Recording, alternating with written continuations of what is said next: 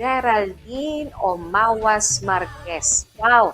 Congratulations pa sa NES Senior High School, the best. Ito po yung ang ating balita patungkol po sa 14 na mag-aaral mula sa Nueva Ecija High School, Senior High School na nakapasa po sa UCAT.